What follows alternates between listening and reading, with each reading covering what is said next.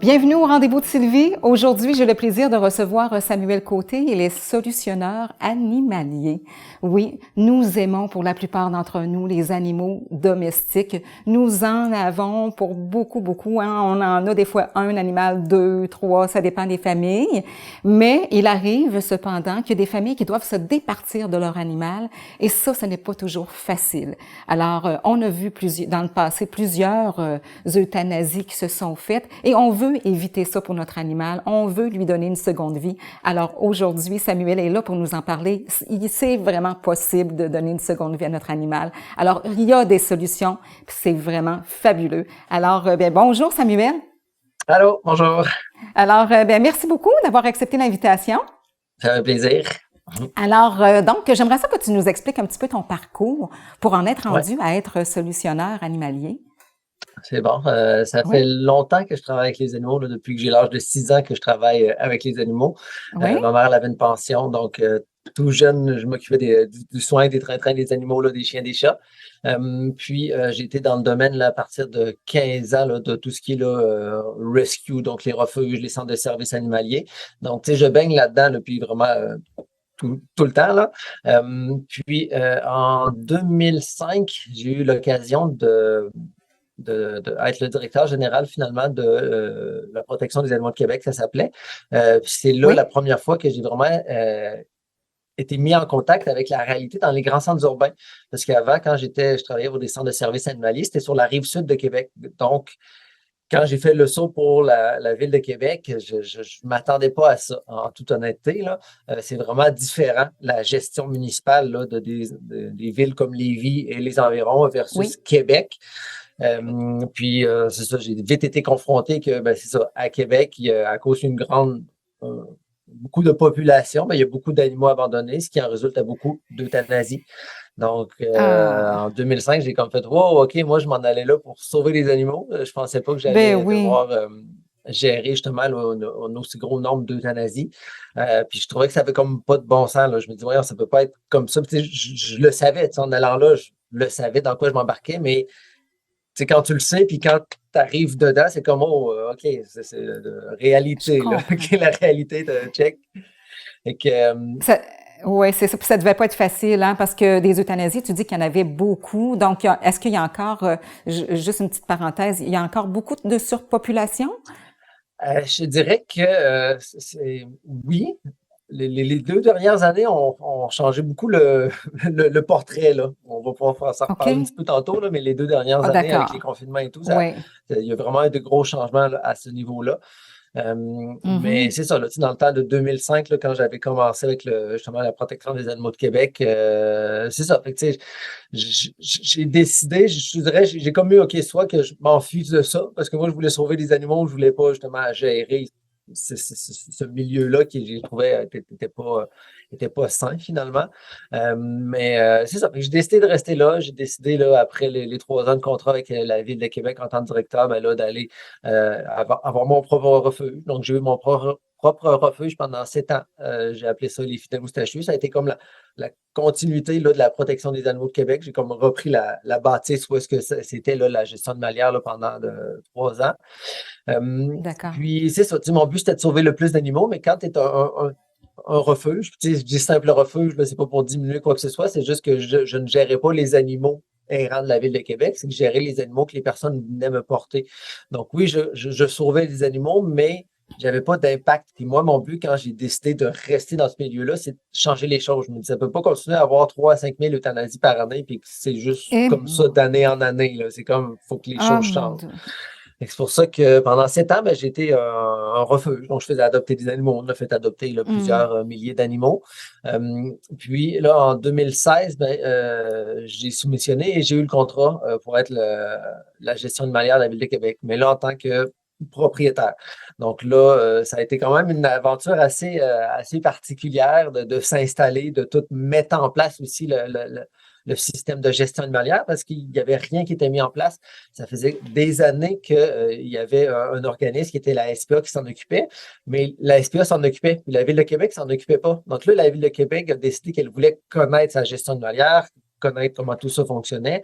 Donc, c'est ça. De 2016 à 2019, ça a été de m'installer, moi, physiquement, la bâtisse, construire les enclos et tout et tout.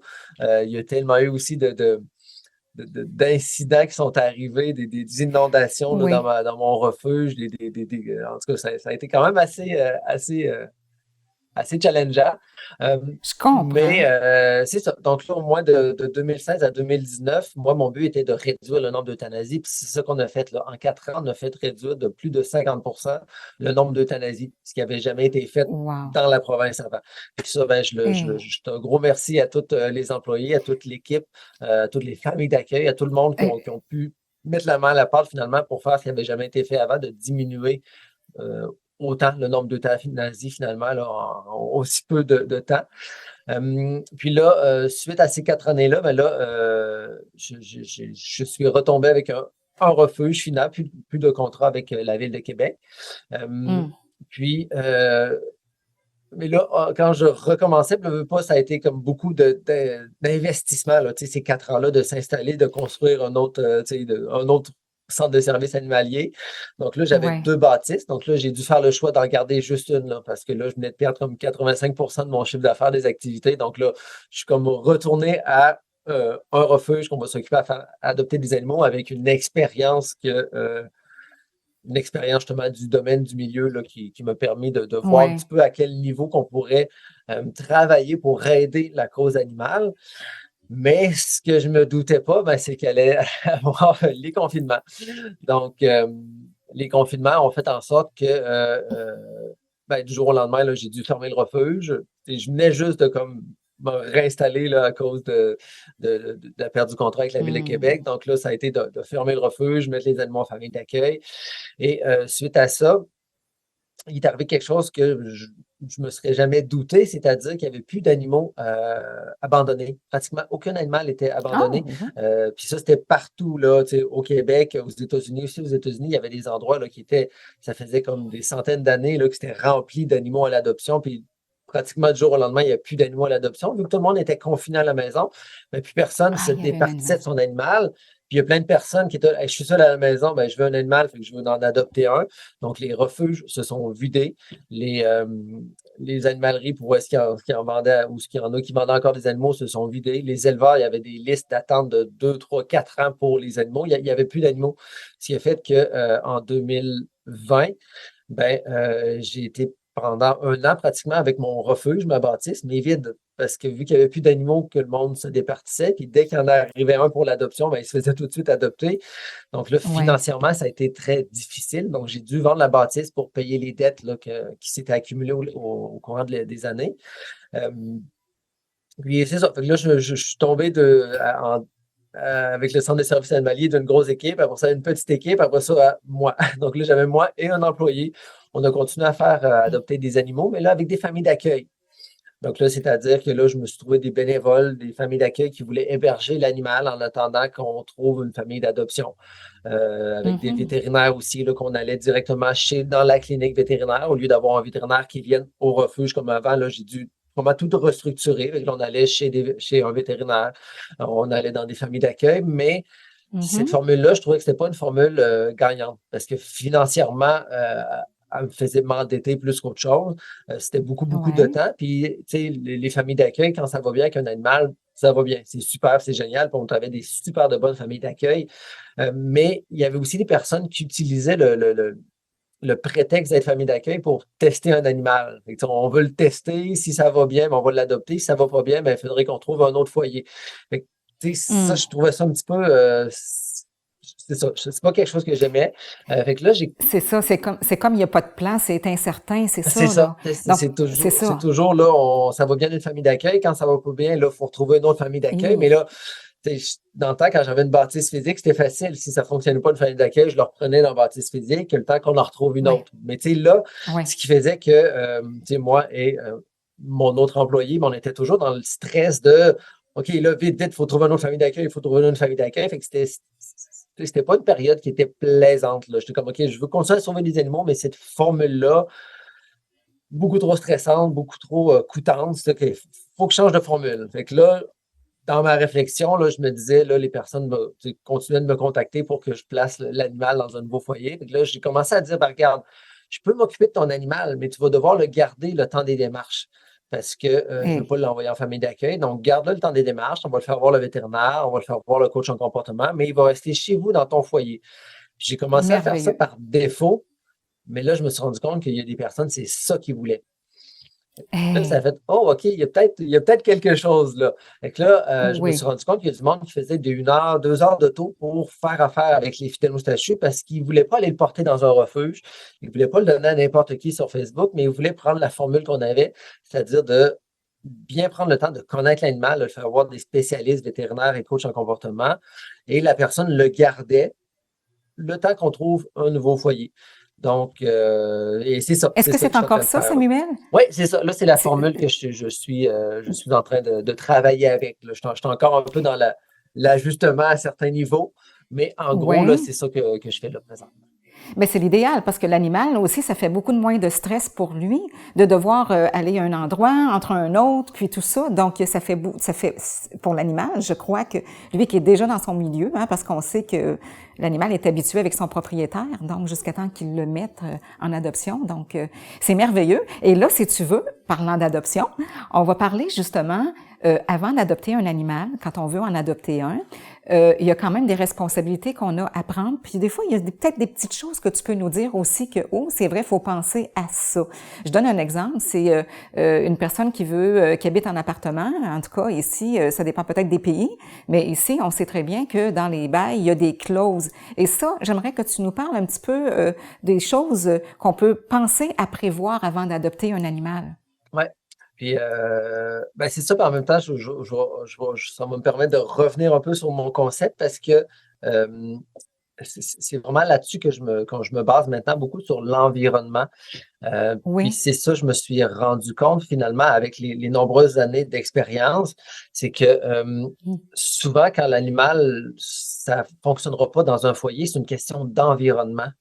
Puis, tu sais, l'environnement, c'est pas juste penser à, justement, oui, bon, ben, mon bail, est-ce que j'ai le droit aux animaux? Parce que ça fait partie des choses. Là, des fois, on faisait adopter un animal. Ben, on, on s'en est rendu compte, donc c'est pour ça qu'on posait la question avant, là. Mais, tu sais, c'est déjà arrivé des fois, la personne adoptée, elle partait avec l'animal, revenait, ah, mon propriétaire ne voulait pas d'animaux.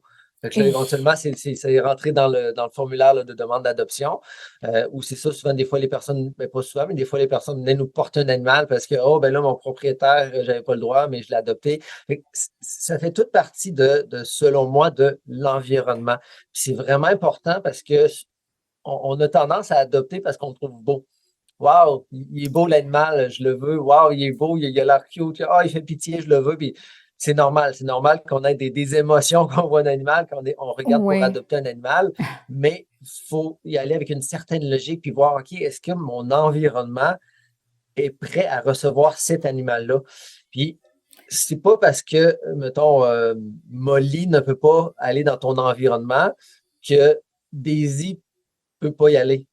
En tout cas, je Je me suis pas réalisé. comprends. C'est ça, c'est que chaque animal Oui. a des besoins différents. Puis, avant d'y aller avec la beauté de l'animal, avec le quoi que ce soit, il faut penser aux besoins de l'animal. Donc, OK, Effect- oui, Oui, effectivement, parce que quand tu parles de ça, les besoins de l'animal, je trouve ça tellement intéressant ce que tu dis parce que l'animal a quand même son caractère, son comportement. Ben, il y a des comportements particuliers qu'un autre animal n'aura pas. Admettons qu'on parle d'un chien, là. ouais, Ben, il y a son caractère, il y a ses comportements, il y a aussi ses habitudes. Il y a, tu sais, est-ce que c'est un animal qui est habitué de vivre seul, avec enfant, sans enfant? Oups, mon écouteur, des fois, ça arrive. Il me lâche, mais j'entends quand même. Et donc, c'est ça, tu sais, fait que qu'est-ce qu'on fait à ce moment-là, Samuel? Est-ce que vous avez la personne, soit un professionnel en comportement, qu'on peut communiquer avec avant? Je te dirais que, tu sais, quelque chose je fais une parenthèse, OK? Des fois, Oui, les c'est personnes, correct. quand ils disaient: «Ah, moi, j'aime pas ça adopter un refuge parce qu'on sait pas d'où vient l'animal, on sait pas Oui, c'est quoi et tout, il est-tu oui, agressif ou quoi que ce soit?» Je dirais qu'avec le concept que je suis en train de mettre en place, c'est justement, ça qui est intéressant parce que nous, on s'assure de bien connaître l'animal parce que quand la personne doit venir porter nous contacte finalement pour qu'on le prenne en charge, il remplit un formulaire. Donc, il remplit un formulaire qui explique vraiment là, les habitudes de l'animal, les habitudes du tuteur aussi de l'animal, qu'est-ce qu'il fait avec son animal, et ce qui nous permet vraiment d'avoir un profil de l'animal. Et pour les chiens aussi, on les fait voir un coach en comportement. Euh, mais l'évaluation qu'on fait, c'est pas comme une évaluation, exemple, quand moi, je vais voir un coach en comportement parce que mon animal jappe et je veux qu'il me donne des trucs pour qu'il arrête de japper. C'est pas le même voyons, évaluation qu'on fait finalement. L'évaluation qu'on fait, c'est d'accord. vraiment plus pour connaître encore plus l'animal, encore plus les besoins de l'animal pour trouver dans quel environnement on peut l'envoyer. C'est ça qui est fantastique, je trouve, comparé à j'adopte un chiot, puis tu vas voir, ça m'arrive souvent de faire des parenthèses, OK? Exemple, un Danois qui est un gros tapis de salon, généralement. Puis souvent, les personnes qui vont Ouais. aller vers les Danois, c'est parce qu'ils veulent un gros tapis de salon. Mais ça arrive des fois que le Danois est vraiment actif et vraiment il a beaucoup, beaucoup d'énergie.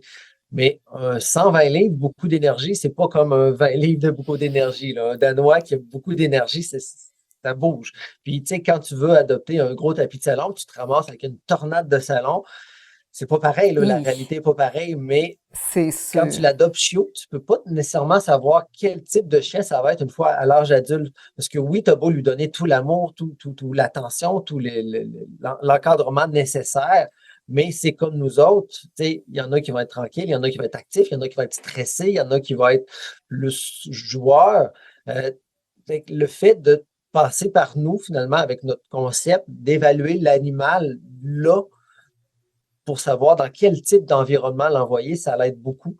Parce que là, on peut prendre un Danois. OK, ce Danois-là, c'est un gros tapis de salon à cause de l'évaluation qu'on a faite. Ou ce Danois-là, ben, oh, c'est une tornade de salon.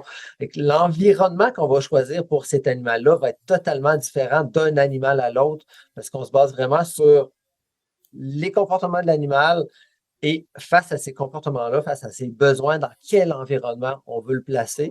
Parce que l'animal, dans le mauvais environnement, souvent, ça va être très difficile, ça peut parfois être quasiment cauchemardesque, mais l'animal, dans le bon environnement, ça va être tellement beaucoup plus facile et beaucoup plus fluide, autant pour le tuteur de l'animal qui va être avec un animal qui va bien dans son environnement, que pour l'animal qui ne sera pas stressé parce que je vais te donner Hmm. un autre exemple. Même s'il y a quelqu'un qui connaît beaucoup, beaucoup les animaux, puis qui, ah, moi, j'ai de l'expérience, je connais les animaux, puis que là, il veut adopter un labrador qui est super beau, super gentil, mais qui fait de la protection de ressources. Puis cette personne-là, elle a un enfant de 2 ans, un enfant de 5 ans, puis Oui, 2 chiens. C'est pas le bon environnement. Même si la personne a toutes les connaissances nécessaires pour travailler, pour corriger la protection de ressources, le chien va être dans un environnement tellement stressant parce qu'à tout bout de champ, il va croire qu'il va se faire voler ses ressources. Parce qu'il va croire que les autres chiens vont venir lui voler son os ou son bol de nourriture. L'enfant de oui, 2 ans ne comprend pas le principe de le chien, quand il mange ou quand il a son os ou quand il a une branche, ne pas aller lui enlever parce qu'il croit que c'est sa ressource puis il peut te manger. Ben, il peut pas le manger, mais il peut le mordre. Fait qu'il y a beaucoup plus de risques qu'il arrive un accident. Donc, ce même chien-là, on le prend et on le met dans un environnement où est-ce qu'il n'y a pas d'enfants, il n'y a pas d'autres chiens, il y a juste un tuteur qui a le temps de travailler avec le chien dans un environnement et où c'est pas oui, stressant. La réalité est oui. totalement différente, autant pour le chien que pour le tuteur de l'animal. Oui, puis c'est un bon point que tu amènes quand tu dis le temps. Mhm. Et mon Dieu que ça me parle. Ouais. Le temps. Quand on adopte un animal, c'est tellement important. Est-ce que c'est quelque chose qui est important? C'est un critère vraiment à évaluer? Ça, c'est un aspect particulier? Parce que souvent, hein, les gens, même aujourd'hui, les familles, il y en a beaucoup que les deux travaillent, il y a les enfants, les commissions, les activités. Il y a tellement de choses à faire, s'occuper de la maison, s'occuper des repas, les bains, les ci, les ça. Donc, alors, l'animal, c'est important de savoir, est-ce que c'est un animal, dans le fond, sûrement que tu me diras si c'est ça, là, mais est-ce que c'est un animal qui est plutôt solitaire? Est-ce que c'est un animal qui a besoin de jouer, qui a besoin de combien d'heures aussi pour courir, pour marcher, pour jouer, pour se divertir, pour voir aussi une présence? Il y a des animaux qui sont capables de passer une journée tout seuls, sont habitués, mais il y en a d'autres que non. Donc, sûrement que tout ça, c'est évalué aussi, hein? Ouais. Puis c'est ça, tu sais, exemple, quand quelqu'un fait une demande d'adoption, on regarde tu sais, dans les questions qu'il répond, il y en a justement quel type d'activité vous allez faire avec l'animal, combien de temps vous êtes à la maison, parce qu'effectivement, il y a des animaux qui peuvent rester à longueur de, à longueur de journée, on s'entend, là, un temps de travail finalement d'une personne normale là, qui est environ 8 heures. Il y en a qui n'ont pas de problème de rester tout seul, mais il y a des animaux qui ne peuvent pas rester tout seuls. Il y a des animaux justement qui ont besoin de 15 minutes de marche par jour avec un petit peu de stimulation mentale, puis eux autres sont bien heureux. Mais il y en a d'autres qui ont besoin d'avoir une dépense énergétique de peut-être 1 heure ou 2 par jour, plus des activités masticatoires, plus des activités mentales. Ça fait toute partie des réflexions que l'on doit avoir. Et malheureusement, il y a des personnes qui ont toutes ces réflexions-là, tu sais, qui vont vers adopter une race en particulier parce qu'ils ont pris tout ça en considération.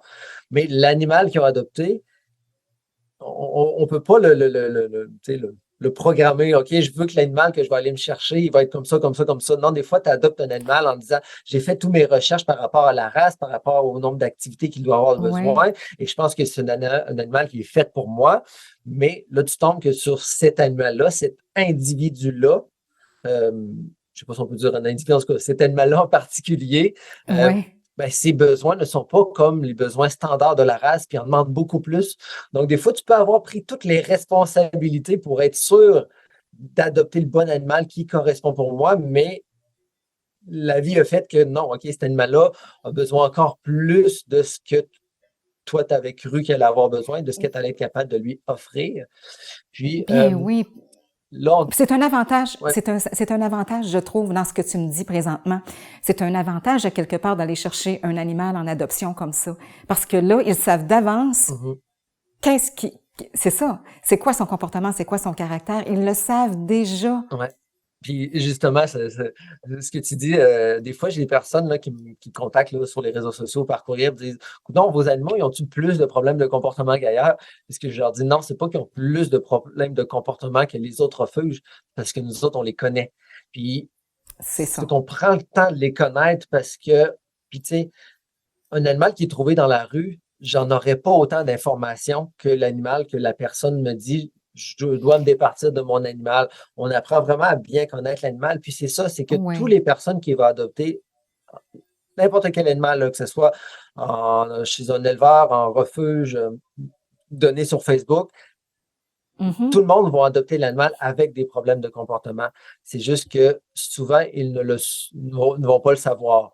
Tandis qu'avec nous, bien, ils vont le savoir. Quand ils vont voir que cet animal-là fait de la protection de ressources ou fait de l'anxiété de séparation, ben, c'est parce que la personne qui va l'adopter en toute connaissance de cause, sachant qu'on va être là aussi pour l'aider, l'encadrer à travailler avec cette problématique-là, versus de l'adopter. Et c'est pas une critique envers les autres, là, comme je vous dis, quand tu trouves un animal dans la rue, tu n'as pas toutes ces informations-là, mais c'est pas parce que sur sa fiche d'adoption, ça ne dit pas qu'il fait de l'anxiété de séparation ou que ça ne dit pas qu'il fait de protection de ressources ou qu'il n'est pas propre dans la maison. Ça ne veut pas dire que quand tu vas l'amener chez vous, il va être tout parfait. Tu risques d'avoir des surprises. Oh my God, je ne m'attendais pas à ça. Puis c'est ça, nous autres, avec notre concept que je mets en place, mais c'est pour éviter le plus possible ces surprises-là parce que la personne va savoir que j'adopte avec ces problèmes-là. Là, on parle beaucoup de chiens, mais c'est la même chose avec les chats. Là. Ça peut être des pipis c'est la même chose, effectivement. Ça peut être justement des miaulements la nuit. Ça peut être des comportements que quand la personne adopte chez nous, ben, il sait que Minou, Petit Roux, ben, il miaule la nuit. Ou Petit Roux, on va changer de nom, là, on va dire... en tout cas, un autre chat. On va dire chaton. Ben lui, il fait, je suis original dans mes noms, hein. Lui, il fait justement des pipis hors litière quand sa litière est pas propre. Ou ce chat-là, donc, on est mieux d'avoir 2 litières et de toujours faire les litières. Et, donc, c'est ça. Fait qu'en adoptant avec les fidèles moustachus, ben, on connaît les problématiques de l'animal. Et c'est à nous de voir, est-ce que je suis prêt à travailler avec ces problématiques-là ou non. Ça se fait? Oui. Ça se fait? Ça prend un professionnel en comportement? Oui, ben, ça se fait. Je te dirais qu'il y a il y Oui. a, oui, excuse-moi, je regardais ma lumière, puis j'aurais pas dit. Oui, ça se fait. Je dirais que, par contre, le fait de regarder sur l'environnement avant va jouer beaucoup. Je vais te donner un autre exemple. Des fois, là, il y a la personne qui dit, OK, mettons, Hudson, c'est un chien qui, on va parler d'un cas vécu, là, OK, Hudson, c'est un chien qui a beaucoup, beaucoup d'énergie, puis justement, les personnes sont beaucoup absentes de la maison, travaillent toute la journée. Quand il arrive, c'est les devoirs, tu sais, on s'occupe de l'enfant. Fait qu'Hudson, Ouais. on a moins le temps pour lui. Ce qui fait qu'Hudson, Mhm. ben là, il est excité, puis il en a de Je l'énergie, puis comprends. tu sais, Hudson, il a beaucoup d'énergie, mais là, la personne n'a pas le temps nécessaire pour faire gaspiller toute son énergie. Donc, ce qui fait que Hudson, ben, développe des problèmes de comportement parce que quand un animal a un problème de comportement, comme on pourrait dire, c'est parce que s'il fait un comportement, c'est qu'une raison derrière ça. Donc, exemple, s'il y a trop d'énergie, fait que là, il se met à gruger les murs ou à manger le divan, mais c'est parce qu'il y a un surplus d'énergie, il ne sait pas quoi faire pour extérioriser ce surplus d'énergie-là parce qu'il n'a pas le temps d'aller courir ou quoi que ce soit avec son tuteur. Donc là, il se rend Ouais. compte que hey, quand je gruge le divan, là, oh, ça me fait du bien. J'aime ça, le gruger le divan. Fait que là, il a fait ce comportement-là une fois. Il s'est rendu compte que oh, c'était plaisant. Fait que là, il va le reproduire et reproduire et reproduire. Donc là, on a deux choix. C'est soit qu'on appelle un coach en comportement qui va nous dire quoi faire pour Mhm. éviter ça. Puis, tu sais, il n'y a pas souvent 56 000 solutions, là. Souvent, c'est les animaux s'ennuient, donc ils vont reproduire des problèmes de comportement. Ouais. Ou, justement, c'est de trouver un environnement où est-ce que Hudson va avoir ses besoins physiques comblés. Donc, il n'aura plus le goût d'aller manger le divan ou le mur ou l'affaire comme ça, Exactement. parce que C'est un bon chien quand c'est même, ça. là. C'est ça. Mais ça m'amène à penser, dans ce que tu me dis, c'est que j'ai déjà entendu parler qu'il y avait des promeneurs de chiens pour les gens comme ça qui partent le jour. Ouais. Je sais pas s'il y a en tout cas un organisme, je pense à ça des fois, là, mais ça peut être une solution peut-être ça aussi, d'essayer de trouver, voir s'il y a des personnes qui peuvent aller promener votre chien ou si je m'adresse au public, là, Ouais, ouais. ou votre animal, ou Mais oui, c'est ça. Oui, il y en a, ça justement, c'est pourrait. de faire des recherches. Puis, tu sais, moi, je Oui, suis quelqu'un qui. Je suis pas beaucoup sur l'entraide, là. Fait que, tu sais, je me dis des fois, oui, tu sais, t'as pas le temps pour ton animal ou, tu sais, exemple, une mère oui. monoparentale, là, qui avait un chien avant d'avoir un enfant. Fait que là, elle est comme dans une situation, oh, Eh oui. là, faut que je m'occupe de mon enfant parce que c'est la priorité. Mais là, le chien est en train de prendre un petit peu le bord, mais là, je suis Ben monoparental. oui. Qu'est-ce que je fais? Puis, tu sais, oui, il y a toujours la solution. Nous, on est là, les fidèles moustachus sont là pour trouver un nouvel environnement. Mais avant d'en arriver là, tu sais, la solution est simple et compliquée en même temps. Il faut que quelqu'un ait du temps pour le chien. Donc, ça peut être tout C'est simplement ça. un voisin, ça peut être un ami, ça peut être, tu sais, parle-en dans ton milieu de travail. Là, tu vas peut-être avoir quelqu'un qui dit, C'est hey, moi, vrai. mon voisin, il s'ennuie, il voyage beaucoup, mais il peut pas. Il aimerait ça avoir un animal, mais à cause de ses nombreux voyages, il ne peut pas le faire. Mais je suis sûr que mon voisin pourrait venir t'aider, toi, à promener ton chien. Ça lui ferait plaisir, ça le ferait sortir, ton chien. Fait que, tu sais, faire un petit peu Ouais, c'est d'entraide une là, bonne idée, ça. communautaire là, de s'aider. Là. Mais pour ça, pour Oui, avoir de l'entraide, il faut en parler. Donc, n'hésitez pas à en parler, de dire, exact. hey, moi, mon chien, je manque de temps. Tu sais, tu lances comme ça, là, tu lances ça dans l'univers. Là. Bon, ben, tu sais, moi, je manque Mais de temps. c'est vrai, Est-ce qu'il y a des ben personnes qui oui. pourraient venir? Puis, tu sais, tu prends quelqu'un qui s'ennuie, qui aime ça promener un chien, mais qui ne peut pas avoir de chien. Et tu prends quelqu'un qui n'a pas le temps pour son chien, qui aime ça s'en occuper, mais les circonstances de vie font qu'ils n'ont plus le temps. OK, mais ces deux ensemble-là. Et je ne dis pas que tous les problèmes de comportement du chien vont être réglés, mais au moins, là, le chien va avoir beaucoup plus de temps et beaucoup plus d'attention, ce qui va faire C'est qu'il ça. risque de moins faire de problèmes de comportement.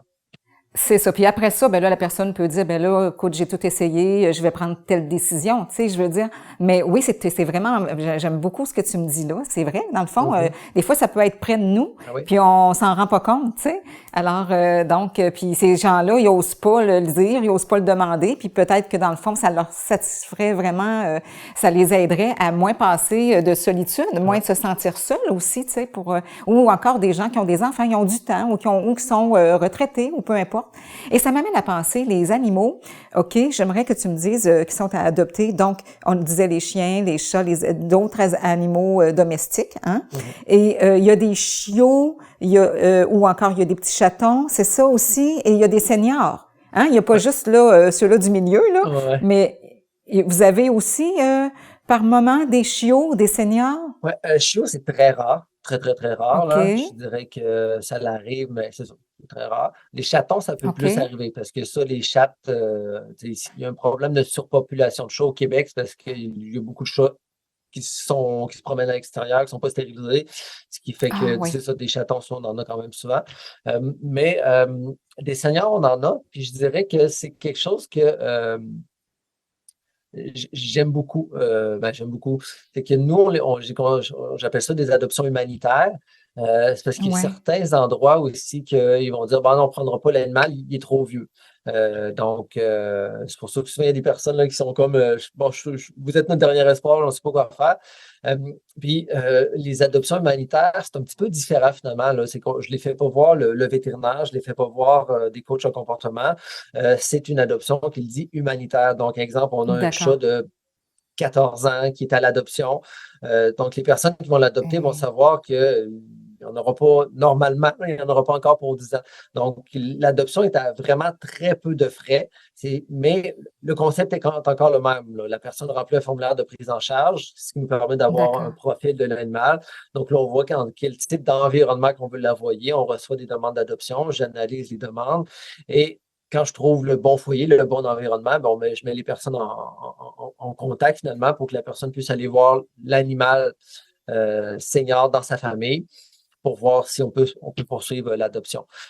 Puis la personne, Merveilleux. Et ouais, oui, ben ça, la personne, quand elle adopte un animal en adoption humanitaire, c'est très bien qu'elle n'a pas vu le vétérinaire. Donc, c'est à elle de c'est comme reprendre la balle au bon, puis d'aller consulter le vétérinaire, de faire les suivis et tout. Là, c'est vraiment juste de trouver le bon endroit, le bon foyer pour un animal il en reste moins longtemps à vivre c'est ça. qu'un Mais autre. Mais comparativement aux autres animaux que vous prenez, en tout cas toi, tu prends le soin que l'animal aille chez le vétérinaire, qu'il soit stérilisé, qu'il a eu son vermifugage, qu'il a eu la vaccination, qu'il a eu soit le micropuçage, tout dépendamment. Ouais. Ouais, c'est ça. Oui. Et Ouais, c'est ça. La seule différence, c'est ça, c'est qu'on le fait pas voir parce que Euh, je peux comprendre que des fois, ça peut être quand même beaucoup de frais pour un animal, de mettre tout ça à jour pour un animal qui en reste peut-être pas beaucoup à vivre. Là. Mais, ce qu'on veut quand je fais ouais, des adoptions humanitaires, c'est vraiment permettre à un animal qui ne peut plus être dans un foyer. Puis souvent, c'est ça, là, quand tu tombes sur des adoptions humanitaires, c'est exemple, la personne, c'est une personne âgée qui est décédée. Ça m'arrive souvent, là, souvent. Mais ouais, la personne est décédée, donc là, c'est les membres de sa famille t'sais, qui veulent pas que l'animal qui est vieux lui aussi se fasse euthanasier, mais là, eux ne peuvent pas c'est le ça. prendre. Donc là, hey, on ne sait pas quoi faire avec le chat de notre tante ou de notre grand-mère qui est décédée, qui a 12 ans, qu'est-ce qu'on fait? C'est vraiment juste pour on trouve une autre personne qui vont bien, bien continuer là, à lui donner de l'amour pour le restant de ses jours. Ben oui, puis ça fait tellement de bien les animaux, ça nous fait tellement de bien, c'est du pur bonheur. Et là maintenant, la personne qui veut mettre son animal en adoption, elle aussi, tu parlais d'un formulaire à remplir, alors ça doit être vraiment très bien rempli dans ce que tu me parles, parce que là, on a parlé quand même de l'environnement qu'il faut tenir compte. Il faut tenir compte de beaucoup de choses, là, Ouais. du foyer dans lequel il va aller, dans lequel il a grandi, dans lequel, quel genre de soins qu'il a reçu, son comportement, son caractère, etc. Ses soins, qu'est-ce qu'il demande, où il en est rendu. Et là, je me demandais, donc ça, tout ça, ça doit être très complet, mais est-ce que la personne peut, par exemple, s'il y a quelque chose qui se passe avec l'animal, contacter l'autre après, ou si c'est fini, ils se sont vus, il n'y a plus moyen, ou il faut qu'il passe par vous? Comment ça fonctionne? Si, par exemple, une personne adopte puis dit « Eh, que j'aurais aimé ça savoir telle chose, là, je ne sais pas, il arrive telle affaire », qu'est-ce qu'il faisait, lui, dans ce temps-là? Mhm. Est-ce qu'il y a-t-il moyen qu'ils communiquent ensemble ou c'est terminé ou c'est vous qui communiquez avec l'autre pour voir s'il est d'accord? Comment ça fonctionne? Ça varie d'un dossier à l'autre, je dirais, là, parce que OK. mon approche, puis ça, c'est pas quelque chose que je faisais avant, parce que je fais une autre parenthèse, OK? Quand j'avais une bâtisse physique, Ouais, on avait tellement d'animaux qu'on faisait beaucoup d'adoptions dans une journée je comprends. on n'avait pas le temps d'être vraiment en contact avec autant la personne qui s'en départit, ben surtout la personne qui s'en départissait parce qu'elle venait nous le porter, elle venait nous donner l'animal avec le formulaire rempli, puis ça finissait là. Tandis que là, dans la formule que je travaille, ben, je suis en contact durant toutes les démarches avec la personne, avec le tuteur de l'animal qui doit s'en départir. Puis cette personne-là, ben, elle vit un deuil. C'est un deuil qu'elle vit de se Oui, départir de son animal parce que euh, c'est pour ça que moi, j'appelle plus ça des abandons. Parce que oui, il y en a encore des abandons. Quand quelqu'un prend son animal puis il va le porter dans le fond d'un rang ou quitte son logement puis il le laisse là, ou va le porter à la porte d'un refuge ou de la SPCA ou de la SPCA, des choses comme ça. Ça, oui, c'est un abandon. Mais les personnes avec qui on travaille, c'est des prises en charge parce que ça l'implique la personne tout le long des démarches. Elle doit se rendre pour le rendez-vous vétérinaire, elle doit se rendre pour l'évaluation comportementale. Puis, tu sais, si durant la démarche, la personne, à un moment donné, c'est trop pour elle, puis elle veut mettre une pause, ben on dit pas de problème, on met une pause, puis quand ça va être prêt, on va pouvoir recommencer. Fait que c'est vraiment un service personnalisé pour l'animal et pour la personne aussi, pour s'assurer qu'elle soit bien réconfortée dans le processus. Puis oui, si lors de l'adoption, parce que quand on fait une rencontre d'adoption, ben, tu as le tuteur de l'animal qui est là avec son animal, tu as le coach en comportement qui a fait de l'évaluation qui est là, puis tu as l'adoptant aussi qui est là. Fait que, tout le monde se voit, tout le monde se pose des questions, puis c'est ça, là, c'est pour ça que c'est tout le merveilleux. monde soit là, parce que tout le monde peut poser des questions. Le coach en comportement peut venir apporter des précisions sur justement toutes les questions, les interrogations. Puis, on pose la question, suite à l'adoption, si Oui. l'adoption se produit, est-ce que vous voulez rester en contact? Puis, s'il y en a il y a des personnes qui disent non, moi, regarde, mon animal, je le fais adopter, je coupe là, puis je ne veux plus avoir de nouvelles, je ne veux pas rien avoir. C'est un petit peu plus rare. Généralement, les personnes, c'est oui, ils veulent avoir des nouvelles, ça va leur faire plaisir d'aider la personne qui adopte son Ouais. animal s'ils ont des questions. Mais le coach en comportement canin est là aussi. Là, quand quelqu'un adopte un animal, il y a des suivis qui sont faits avec l'adoptant pour s'assurer de la bonne introduction dans le nouveau foyer. Donc, Il y a beaucoup de respect, il y a beaucoup d'entraide, c'est vraiment, c'est fabuleux, Samuel, vraiment, mon Dieu, on pourra en parler tellement longtemps. Mais aussi, j'aimerais savoir, est-ce que concernant, ça c'est les services que vous rendez, je sais pas si tu voudrais parler, si tu voulais, mettons, donner des exemples ou sur d'autres choses, mais il y a une chose que je me questionne, c'est que là, vous avez, j'ai cru voir, moi, qu'il y a une manière aussi de donner des dons pour pouvoir vous aider et quelque chose comme ça en achetant quelque chose. Puis, peux-tu m'expliquer un petit peu c'est quoi? ouais, ben c'est ça, là, comment dire. Euh, la formule que je suis en train que je développe finalement, c'est beaucoup d'essais-erreurs. Puis, Oui. ça me coûte, c'est pas rentable dans un certain sens, là, OK? C'est pas rentable parce que c'est beaucoup, beaucoup de temps que je mets par animal. Puis, je vais encore faire une autre parenthèse. Des fois, il y en a qui me disent, ouais, mais tu sais, vous avez plus de refuge, vous avez plus de bâtisse, vous avez plus de frais. Oui, c'est vrai, j'ai plus tous ces frais-là. Puis, tu sais, moi aussi, quand j'ai commencé, j'étais là, bon, ben, hey, ça risque de coûter moins cher parce que justement, il n'y a plus tous les frais d'employés, de soins, etc., etc. Mais ce que j'avais pas pris en considération, c'était ça, c'est que quand j'avais un refuge, une bâtisse physique, je pouvais faire beaucoup d'adoptions dans une journée, dans une semaine. Là, le concept que j'ai mis en place, je peux pas faire ça. C'est un service personnalisé qui me prend plusieurs heures Ouais. à chaque animal. Donc, effectivement, c'est pas rare que après avoir fait adopter un animal, parce que la personne qui veut utiliser le service de prise en charge paie des frais et la personne qui adopte un animal paie des frais. Mais j'ai des spécialistes aussi à payer, j'ai des frais fixes et tout et tout. Puis c'est ça, là, Ouais. c'est que je suis pas capable de joindre les deux bouts, là, finalement. Je Donc, comprends. Puis ben oui, puis les frais de vétérinaire, de vaccination, de tout ça aussi, s'il y a c'est lieu, ça, ça ou dépend des s'il y a dossiers. Ouais. ou la stérilisation. La stérilisation, est-ce que c'est obligatoire? Quelqu'un qui dit, moi, je voudrais, mettons un animal qui est pas stérilisé, puis quelqu'un te disait, moi, je veux l'avoir comme il est, je veux pas le stériliser. Qu'est-ce qui arrive dans ce temps-là? Non, moi, tous les animaux sont stérilisés. Puis, Mm. ça fait justement partie justement comment dire, c'est des fois, je peux avoir un animal qui est déjà stérilisé, déjà vacciné, déjà tout fait, puis tu sais, lui, mettons, on le fait adopter, puis en bout de ligne, OK, les frais pour la prise en charge de cet animal-là, ils ne vont pas avoir été aussi élevés qu'un autre. Exemple, je vais parler de Rashka, une qu'on a fait adopter au courant de l'automne, qu'il a fallu faire opérer. Mais Rashka, c'est un berger allemand femelle. Faire stériliser un berger allemand femelle, je ne m'en rappelle plus exactement, là, mais c'était aux alentours de 400-450 $. Là. Juste ça, plus les frais du coach en comportement qu'il faut payer, plus les frais de, moi, je fais un montage vidéo, le montage de l'affiche, tout ça, là, c'est quasiment 1 heure et demie, juste monter le dossier, la fiche de l'animal. Ce qui fait qu'il y a des animaux, justement, que ça coûte vraiment beaucoup plus cher que d'autres.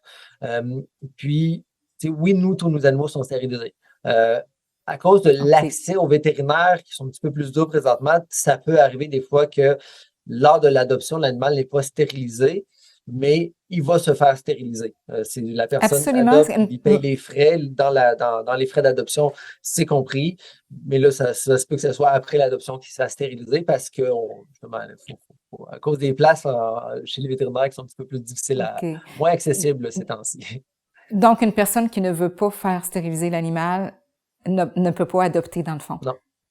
Parce que c'est pour éviter, justement, même si on fait tous nos enquêtes possibles pour s'assurer que l'animal soit vraiment dans la bonne place. Une autre parenthèse, quand je dis qu'on fait toutes nos enquêtes possibles, quand j'ai des demandes d'adoption, moi, je vais voir sur Google Maps pour voir où est-ce que la personne habite physiquement, parce que ça me donne des données. Fait que je vois, OK, elle a des voisins proches, elle a une forêt en arrière, elle a ci, elle a ça, puis tout ça peut vraiment beaucoup influencer sur, ça fait partie de l'environnement, donc un animal dans tel environnement versus tel environnement.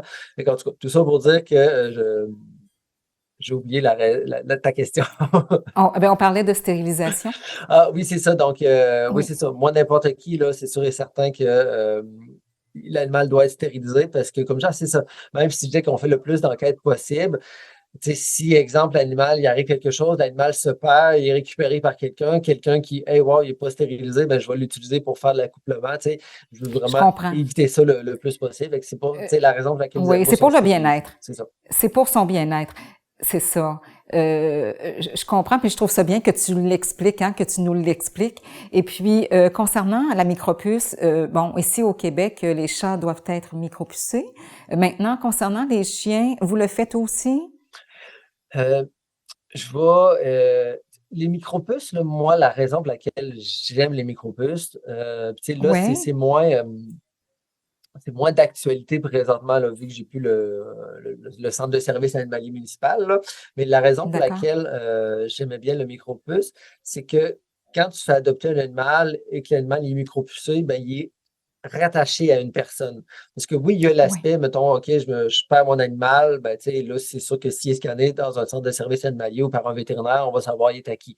Ça l'aide, oui, ça peut aider un petit peu aussi des fois pour le vol des chiens, parce que c'est plate à dire, mais il y a du vol d'animal.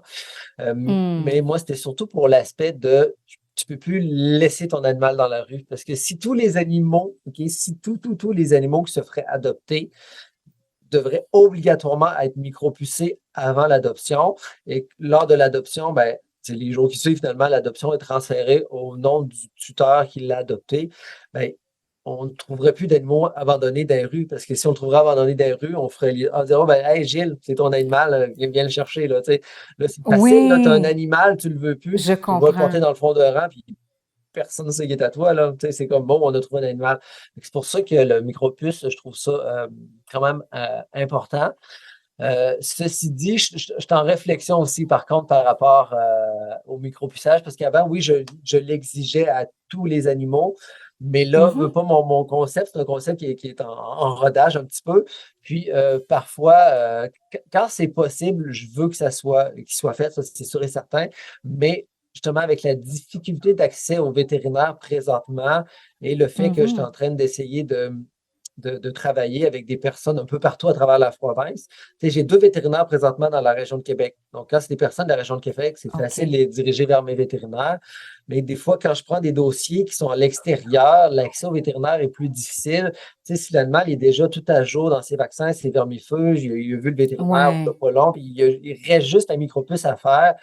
et que là, l'accès au vétérinaire est difficile, je me suis comme auto-dit, bon, ben OK, on n'aura pas besoin, lui, de le faire micropucer, parce que d'une manière ou d'une autre, quand on fait une adoption, le processus d'adoption est tellement complexe que la personne qui adopte l'animal, ben, tu sais, je suis sûr à 100% que cette personne-là, ce ne sera pas une personne qui va le laisser abandonner dans les rues, là.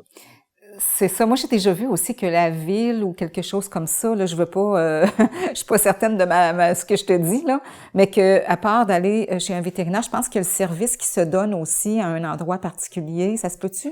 Ça- Comme pour les chats, quand il y a eu, à un moment donné, il y a eu une date que les gens devaient avoir tout fait mettre la micropuce à leur chat, exemple.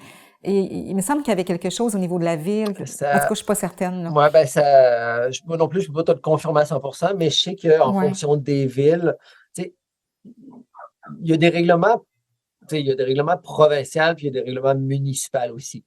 Fait que ouais. chaque municipalité peut être différente face à ces règlements, finalement. Puis il y a des villes, justement, qui font des campagnes de micropuçage. Il y en a qui en font, il y en a qui n'en Oui, font c'est pas. ça. Il y en a qui se disent venez à tel endroit. Il y en a que ça va peut-être être, bon, ben, telle journée, aller chez les vétérinaires participants, ça va se faire. Fait que, tu sais, je dirais que c'est OK. quelque chose qu'il y a de plus en plus, mais ça varie vraiment OK. d'une municipalité là, à l'autre, là.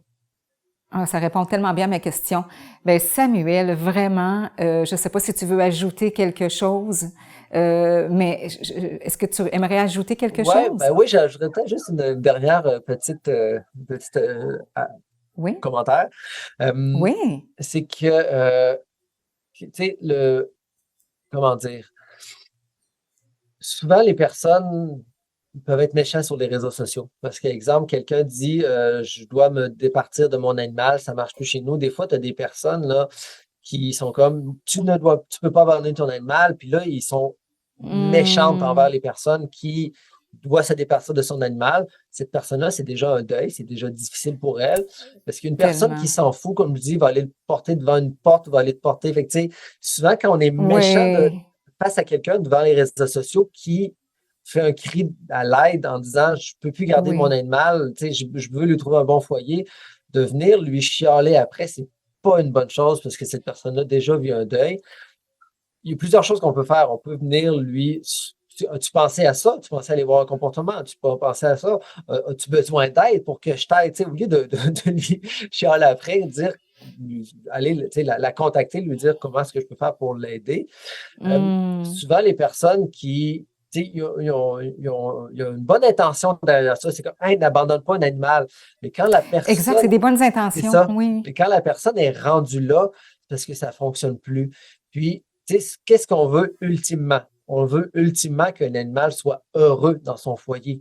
Alors, est-ce qu'on va rendre quelqu'un coupable de se départir de son animal parce que exemple, elle est rendue avec un enfant, puis le chien fait de la protection de ressources. Donc là, elle n'a pas le temps, elle n'a pas les capacités pour gérer la protection de ressources. Et là, il y a un danger Oui. que son animal, Il y a un danger, exact, pour son enfant l'enfant. se fasse mordre. Puis si la personne a dit, OK, je vais prendre le temps pour travailler ça, ben, c'est pas tout le monde qui a le temps, l'énergie, parce que ça se fait pas en claquant des doigts. Euh, donc, c'est toutes des choses à prendre en C'est considération, ça. que ce qu'on veut, c'est le bien-être de l'animal. Donc, des fois, le bien-être de l'animal va passer par un changement d'environnement. Puis ça, Oui. c'est pas à prendre à la légère parce que il y a des personnes qui vont garder un animal à la maison parce qu'ils se sentent mal de l'abandonner, mais l'animal, à cause de cette nouvelle réalité de protection de ressources d'un enfant, va passer ses journées en cage parce qu'il y a un danger qui arrive, Hmm. un accident. Donc là, parce qu'on ne veut pas abandonner notre animal, on va y faire vivre la cage pour le restant de ses jours pour pas qu'il se Je fasse comprends. abandonner. Alors Hmm, que hmm, si hmm. on fait affaire, mettons, avec un service comme les Fidèles Moustachus, qu'on va prendre le temps de trouver le bon environnement, où est-ce que là, l'animal va être dans un environnement heureux, épanoui, pas de cage pour le restant de ses jours, parce qu'il a fait un changement de foyer. Il faut prendre ça dans notre réflexion, là. Puis souvent, c'est qu'on a tendance, en tant qu'être humain, de dire que, oh, l'animal va ressentir l'abandon. L'animal ne ressentira pas l'abandon. L'animal va avoir un changement d'habitude. Il va se retrouver d'un foyer à un autre foyer. C'est comme, hey, mes habitudes sont toutes bouleversées. Donc oui, l'animal peut avoir de la difficulté d'adaptation à cause d'un changement de milieu, un changement d'environnement, un changement d'habitude, mais il ne ressentira pas l'abandon. Parce que si on fait bien le travail puis on place l'animal dans le bon environnement, je te garantis que 6 mois plus tard, ton chien te croise dans la rue, puis c'est pareil comme s'il croisait un ex, là, il va juste dire Hey, salut, je suis rendu avec. C'est mon nouveau partenaire, celle-là. Ah Là. oui, jusqu'à ce point-là, parce que des fois, on voit des vidéos sur les réseaux sociaux qu'on voit que la personne n'a pas vu son animal, ça fait tellement longtemps. Puis là, l'animal, quand il le revoit, c'est « Ah! Ouais, non, c'est Puis ça. là, il est tout excité. Je te Oui, dirais qu'il peut avoir de ça, OK, là, ça reste qu'on est des êtres OK. humains, mais moi, c'est plus l'aspect de l'abandon que je parlais. Je- oui. L'animal ne ressentira pas l'abandon comme nous, on peut. Comme nous, on ne le ressent parce que C'est ça. il va être tellement bien, il va être tellement dans un milieu tu parlais de comportement, dans un milieu qui va lui permettre d'avoir ses comportements et même de enrichir son éducation aussi. Tu sais, exemple, tu parlais de protection de ressources. Bien, peut-être que ce milieu-là va pouvoir justement s'occuper de ça. Ouais. Et puis, donc, l'animal va se sentir mieux. Ça va être un bien-être pour l'animal à quelque part. Donc, tu sais, ils peuvent faire affaire aussi avec on parlait tantôt de professionnels en comportement, donc de dire, ben, on va avoir une couple de séances avec un professionnel, puis on va voir aussi ce qu'on peut faire. Donc, ils ont du temps, mettons, tu sais, ou ils ont l'argent, des fois aussi, parce que quand on adopte un animal, il faut quand même avoir les moyens puis se le dire d'avance. Ouais. Est-ce que je suis prêt? Est-ce que je suis prête à investir, à mettre de l'argent pour mon animal? Parce qu'un animal, c'est un membre de la famille, effectivement, puis on les aime tellement. On les aime tellement, on veut tellement leur protection. Ouais. Puis c'est ça, justement, pour finir, ça, je pourrais dire, c'est que quand tu adoptes, il faut que tu adoptes en considérant que tu adoptes un membre de ta famille. Donc, c'est un animal que tu vas adopter pour le restant de ses jours à lui. Mais si ça ne fonctionne pas dans ton foyer, il faut que tu prennes des actions. Puis les actions, ça peut être de, justement, appeler un coach en comportement.